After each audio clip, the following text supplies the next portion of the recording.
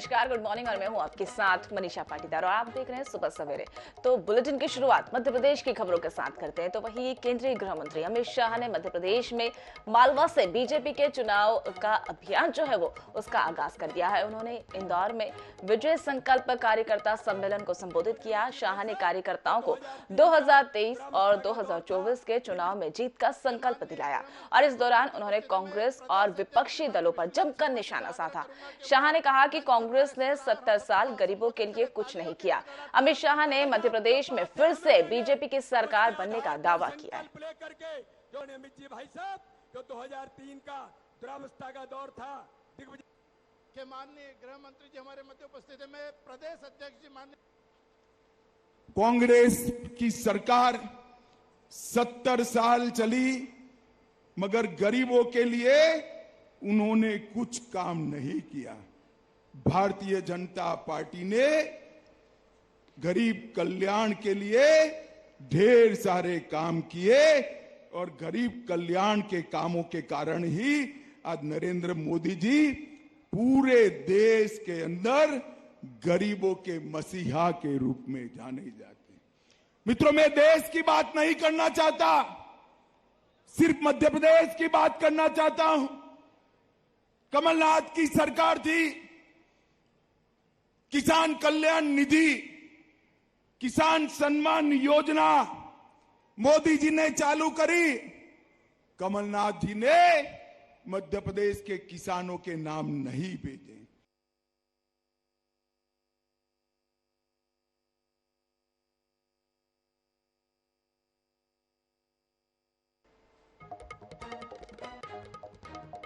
रविवार के मन की बात का एपिसोड जो है 103वां एपिसोड जारी हुआ और उसमें प्रधानमंत्री नरेंद्र मोदी ने मन की बात कार्यक्रम में मध्य प्रदेश के शहडोल की तारीफ की।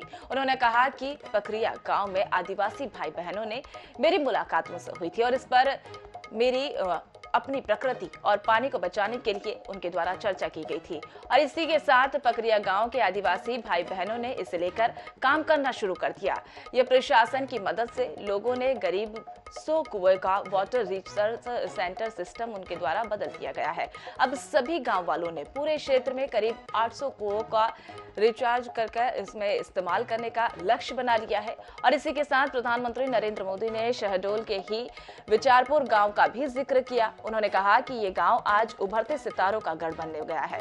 2 दशक पहले ये गांव अवैध शराब के लिए बदनाम था, लेकिन एक पूर्व नेशनल प्लेयर और कोच रईस अहमद ने इस युवाओं को प्रतिभा बनाने के लिए और पहचान बनाया और इसी के साथ रईस ने युवाओं को फुटबॉल सिखाने का काम भी शुरू कर दिया और कुछ साल के भीतर यहाँ पर फुटबॉल इतना प्रसिद्ध हो गया है कि विचारपुर गांव की पहचान ही इससे जाने लगी है। अब ये फुटबॉल क्रांति नाम से एक प्रोग्राम भी चल रहा है।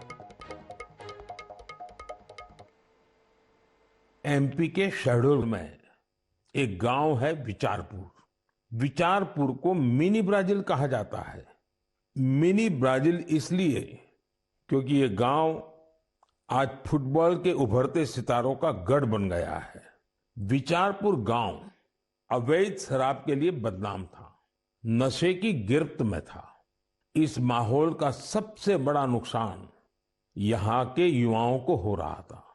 एक पूर्व नेशनल प्लेयर और कोच रईस अहमद ने इन युवाओं की प्रतिभा को पहचाना। रईस जी के पास संसाधन ज्यादा नहीं थे, लेकिन उन्होंने पूरी लगन से युवाओं को फुटबॉल सिखाना शुरू किया। कुछ साल के भीतर ही यहां फुटबॉल इतनी पॉपुलर हो गई कि विचारपुर गांव की पहचान ही फुटबॉल से होने लगी।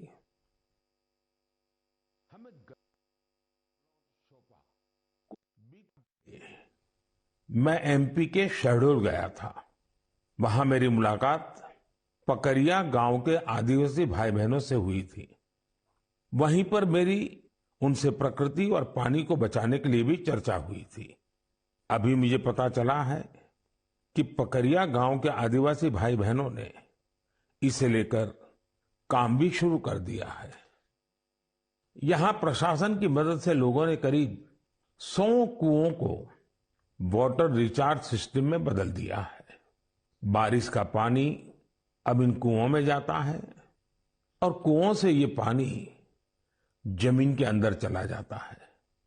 इससे इलाके में भू जल स्तर भी धीरे धीरे सुधरेगा। अब सभी गांव वालों ने पूरे क्षेत्र के करीब करीब 800 कुएं को रिचार्ज के लिए उपयोग में लाने का लक्ष्य बनाया है।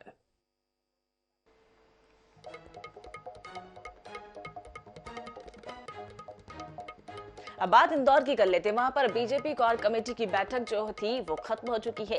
केंद्रीय गृह मंत्री की मौजूदगी में ये बैठक का आयोजन किया गया था और इस बैठक में उनके द्वारा चर्चा की गई थी। आगामी चुनाव को लेकर मंथन भी अमित शाह के द्वारा किया गया था। करीब 1.5 घंटे तक चली बीजेपी की बैठक और इसी के साथ जीतेंगे मालवा, जीतेंगे एमपी के मूल मंत्र को लेकर भी अमित शाह ने बैठक में मंत्र दिया गया था उनके द्वारा।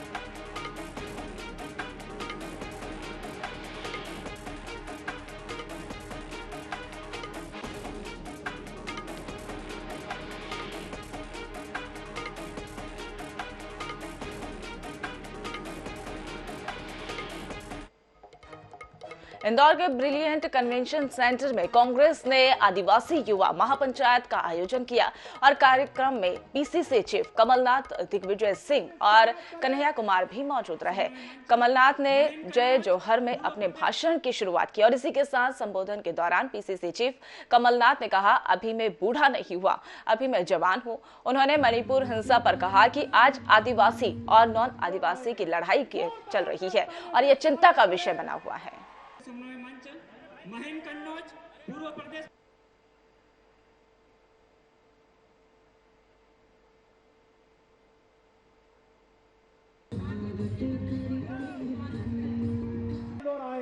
तो जोरदार उनका तालियों से स्वागत करें। मेरा गर्व है कि मैंने आदिवासियों के साथ काम किया। मुझे मौका मिला जब मैं जवान था, मैं बूढ़ा नहीं हुआ। ये मत सोचिए कि मुझे बहुत कुछ समझ आया, बहुत कुछ पहचान में आया।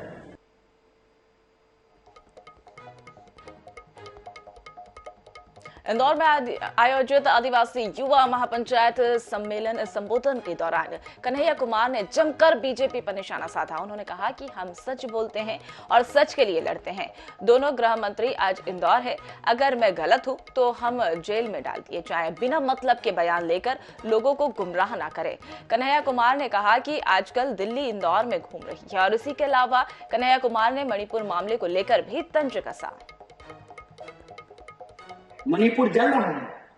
मणिपुर में मणिपुर के रहने वाले लोग को ही आपस में लड़ाया जा रहा है और सरेआम आपके रूम पे खड़े हो जाएंगे। यहां बैठी हुई महिलाओं से मैं हाथ जोड़ करके माफी मांगता हूं। बतौर पुरुष हमने ऊपर आपके ऊपर बहुत सारा अत्याचार किया है, इसके लिए हाथ जोड़ करके हम आपसे माफी मांगते हैं। शर्म आती है कि आजादी के 75 साल बाद भी बदला निकालने के लिए निर्वस्त्र होकर के आप एक महिला को घुमा रही हैं और आप कहते हैं कि हमने आदिवासी महिला को राष्ट्रपति बनाया है। आप एक आदिवासी महिला को राष्ट्रपति बनाए हैं और एक आदिवासी महिला को निर्वस्त्र करके घुमाया जा रहा है और हम अपने मुंह से एक शब्द नहीं बोलते। मध्य प्रदेश में पीसीसी चीफ कमलनाथ ने नर्मदा सेना बनाने के लिए ऐलान उनके द्वारा किया गया है और इस अभियान के लिए सोमवार को सदस्य बनाने का काम भी शुरू कर दिया। नर्मदा की आरती के साथ अभियान की शुरुआत की जाएगी। कांग्रेस के मुताबिक यह गैर राजनीतिक संगठन नर्मदा के संरक्षण के लिए काम करेगा और स्थानीय नर्मदा भक्त भी अभियान के संवाहक होंगे और ऐसे में 28 जिले हैं जहां पर नर्मदा नदी गुजरती है और उन जिलों में नर्मदा सेना बनाई जाएगी।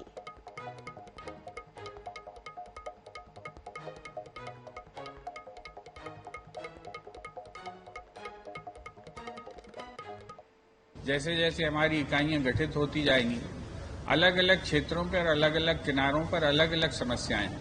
हर जगह समस्याएं एक सी नहीं है। कहीं पर जो है अतिक्रमण की समस्याएं, कहीं पर जो है पर्यावरण की समस्याएं, कहीं पर जो है नाले के मिलने की समस्याएं। जहां पर जो भी समस्याएं होंगी उसके लिए हम लोग वहां पर प्रयास करेंगे और जैसे जैसे हमारी वहां इकाइयां गठित होती जाएंगी और वहां के जो स्थानीय निवासी जो समस्याओं को सामने लाएंगे उन पर हम लोग काम करेंगे। अनूपपुर जिले की कांग्रेस कमेटी की कार्यकारिणी की आज घोषणा कर दी गई है और वही आश्चर्य की बात यह है कि 13 सालों के बाद कांग्रेस ने अपनी कार्यकारिणी की घोषणा की है।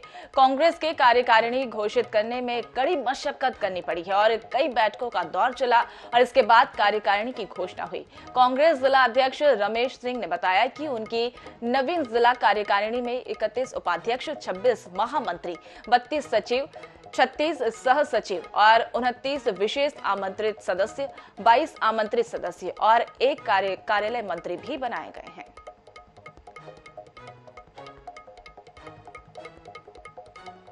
13 साल काफी लंबा समय होता है। 13 साल में काफी कुछ परिवर्तन हुआ।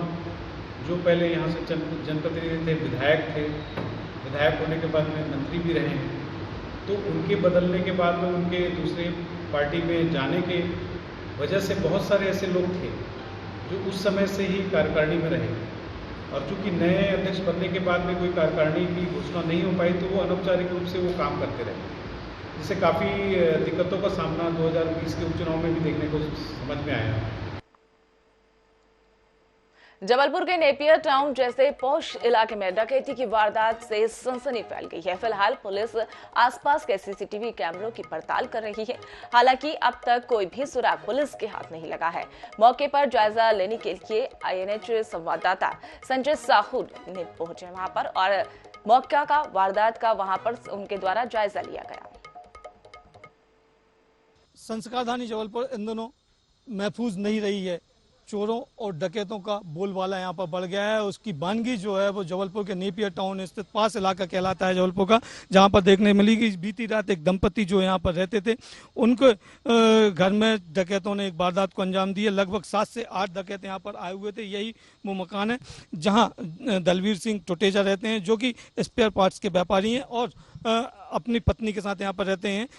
उनके साथ लूटपाट की गई और मारपीट की गई। इस घटना में जो 7 से 8 लोग आए हुए थे, सबसे पहले उन्होंने बुजुर्ग दंपति जो हैं उनकी पत्नी के सर पर राड मारी, जिससे वो दहशत में आ गए और लगभग 15 से 20 लाख रुपए का जो है वो नकदी एवं जेवरात लूट कर ले गए। हालांकि जो जानकारी दी जा रही है वो यही कहा जा रहा है कि अभी ऑथेंटिक कितना गया है, क्या हुआ है, इसकी जानकारी किसी के पास नहीं है, लेकिन जो सूत्र बता रहे हैं वो 15 से 20 लाख रुपए के बीच की बताई जा रही है। अगर हम जबलपुर पास इलाके नेपियर टाउन स्थित ओमती थाना क्षेत्र का ये मामला कहलाता है और यहाँ हम बात करें तो ये जो बाजू में जो मकान है, इस मकान के पिछवाड़े से वो लोग आए हुए थे और फिर साइड से एक सेंध बनाते हुए यहाँ से अंदर प्रवेश किए हैं। तो कह सकते हैं कि ये बड़ी घटना जो है यहाँ पर दिखाई दे रही है। फिलहाल पुलिस जो है वो इसमें जांच में जुटी हुई है। हालांकि पुलिस का कहना है कि कुछ सुराग हमको मिले हैं, उन सुरागों के आधार पर हम आरोपियों तक पहुंचेंगे। अब देखना ये होगा, चूंकि ये इस इलाके में चौथी बड़ी वारदात है। इसके पहले भी 3 डकैतियां हो चुकी हैं जिसका खुलासा आज तक पुलिस नहीं कर पाई। क्या ये खुलासा पुलिस कर पाएगी या नहीं, ये देखने की बात होगी। जबलपुर से हमारे सहयोगी कैमरामैन अनूप लाल के साथ Sanjay Sahu, INH 24x7। BJP के पूर्व विधायक पन्नालाल शाकी ने इशारों में सिंधिया समर्थकों पर तंज कसा। उन्होंने कहा कि पार्टी इस बार बिकाऊ की जगह टिकाऊ को टिकट देगी और वही शाकी ने आगे कहा कि हमें तय करना होगा कि हम बिकाऊ सरकार चाहते हैं या टिकाऊ सरकार चाहते हैं। दरअसल गुना में बीजेपी का कार्यकर्ता सम्मेलन आयोजित किया गया था, जहां कार्यकर्ताओं को संबोधित करने के दौरान पन्नालाल शाकी ने हमलावर नजर होते हुए नजर आए।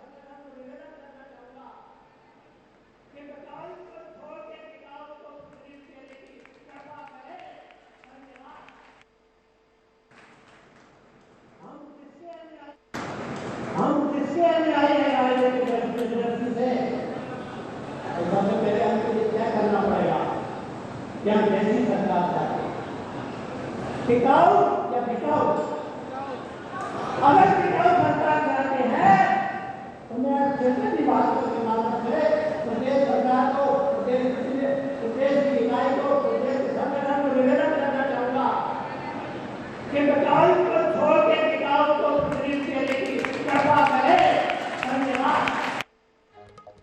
धार में प्रदेश सरकार के मंत्री राज्यवर्धन सिंह दत्ते गांव में कांग्रेस पर जमकर निशाना उनके द्वारा साधा गया और कहा कि कांग्रेस ने तकरीबन 50 साल तक देश में राज किया, लेकिन उन्होंने गरीबों और महिलाओं के लिए कुछ काम नहीं किया। उन्होंने कहा कि महिलाओं के लिए प्रधानमंत्री नरेंद्र मोदी ने उज्ज्वला योजना शुरू की और उन्होंने तंज कसा कि प्रदेश में लाडली बहना योजना लागू करने के बाद अब कांग्रेस नारी सम्मान योजना के फॉर्म भरवा रही है। इसमें क्या तब से अब तक 75 साल हुए आजादी के, कम से कम 50 साल रही इनकी सरकार, क्या किसी एक प्रधानमंत्री को, क्या किसी एक मुख्यमंत्री को समूचे उस समूह में से ये संज्ञान में नहीं आया कि कैसे हमारी बहनें कंडों पे, कोयलों पे, लकड़ों पे फूंक फूंक के काले धुआं को अंदर ले लेके फेफड़े खराब हो गए, खांस खांस के कई बीमार हो गई।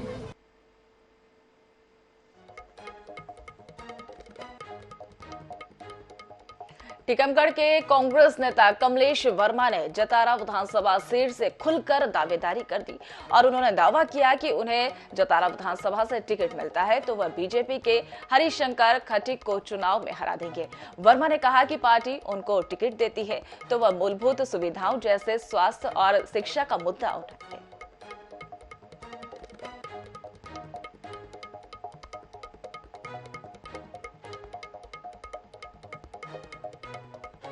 है मैं जतारा विधानसभा से टिकट के लिए बोला है पार्टी को।